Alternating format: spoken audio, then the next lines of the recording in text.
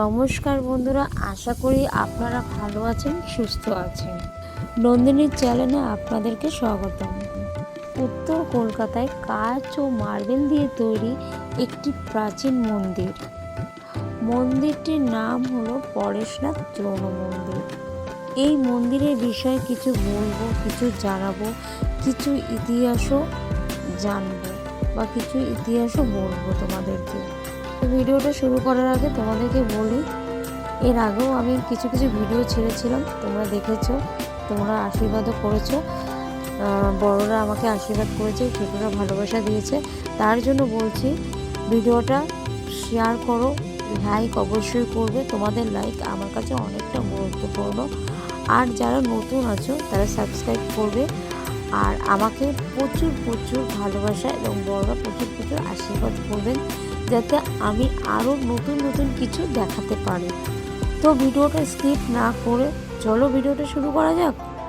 প্রথমে বলি এখানে কিভাবে আসবে, আর এখানে কটা থেকে কটা মন্দির খোলা থাকে, আর এখানে টিকিটের ব্যবস্থা আছে কিনা সমস্ত সব কিছু বলে দেবো। উত্তর কলকাতায় এক টুকরো প্রাচীন এই মন্দির।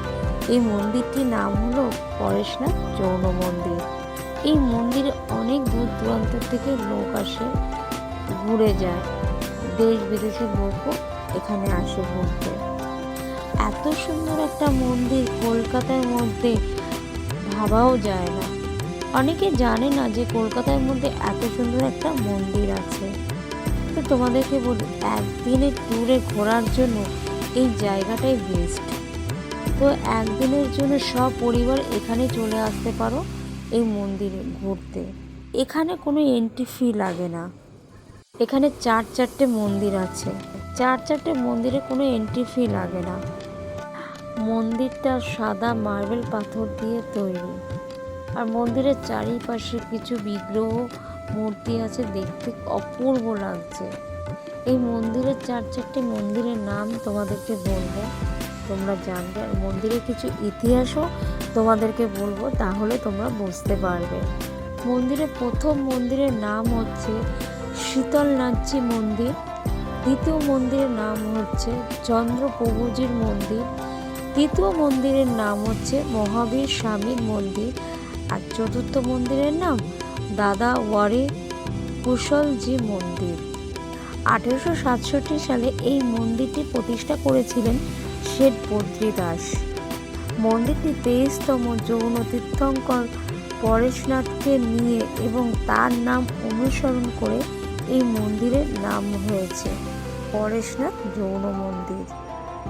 মূল মন্দিরের ভেতরে ক্যামেরা নির্দিষ্ট, কিন্তু মূল মন্দিরের বাইরের সৌন্দর্যটা বাইরের থেকে অনেকটাই মনোমুগ্ধ করে।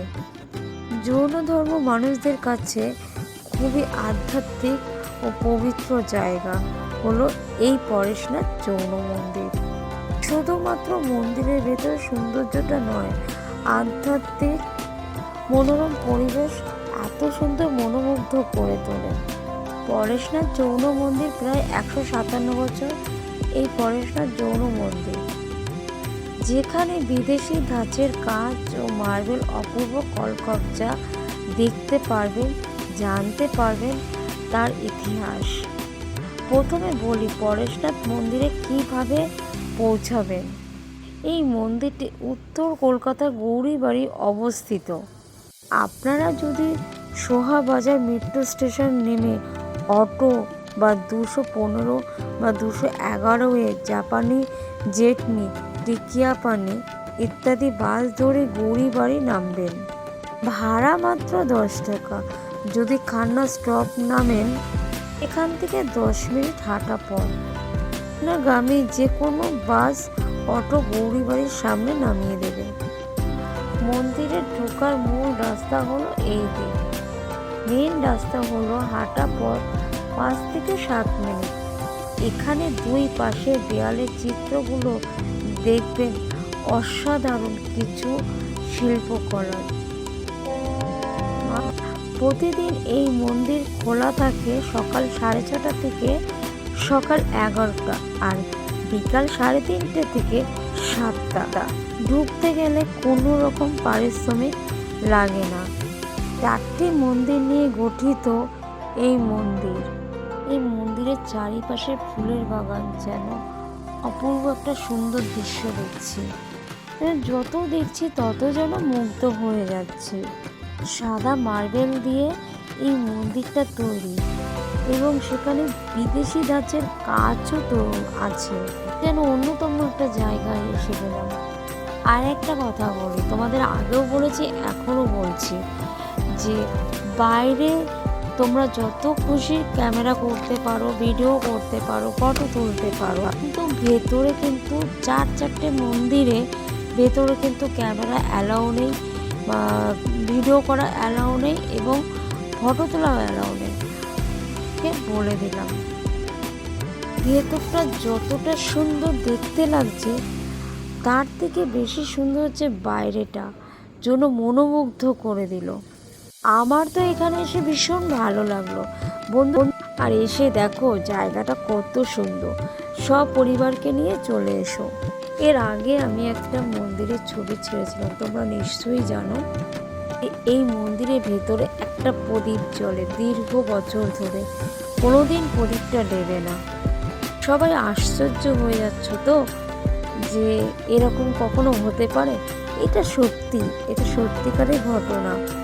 তোমরা এসে দেখতে পারো, এসে দেখলে তোমরা বুঝতে পারবে যে সত্যি কিনা মিথ্যে। তোমরা আসলে অবাক হয়ে যাবে যে হ্যাঁ, এটা তো সত্যি। এই ভিডিওটা সবাই মনোযোগ দিয়ে দেখো। অনেক কষ্ট করে ভিডিওটা তুলেছি, অনেক কষ্টও করেছি, অনেক বকুনিও খেয়েছি, অনেক কথাও শুনেছি। তার জন্য তোমাদেরকে বলছি, প্লিজ প্লিজ এই ভিডিওটা তোমরা দেখো, দয়া করে ভিডিওটা দেখো। ভিডিওটা কেমন হয়েছে আমাদেরকে জানিও। আমরা আবার নতুন আবার ভিডিও আনতে পারবো তোমাদের জন্য, আবার নতুন কিছু দেখাতে পারবো, আবার নতুন একটা ভিডিও আনবো, নতুন একটা ইতিহাস, নতুন একটা স্টোরি, নতুন একটা গল্প। ভিডিওটা তোমাদের কেমন লাগলো প্লিজ আমাকে জানাবে। আর বেশি কিছু বলবো না, আজকে এই পর্যন্ত। আবারও নতুন একটা ভিডিও নিয়ে আসবো। সবাই ভালো থেকো, সুস্থ থেকো, এবং সবাইকে ভালো রাখার চেষ্টা করো। তো আজকে এই পর্যন্ত, ওকে বাই, এবং সকলকে নমস্কার, ভালো থাকবেন।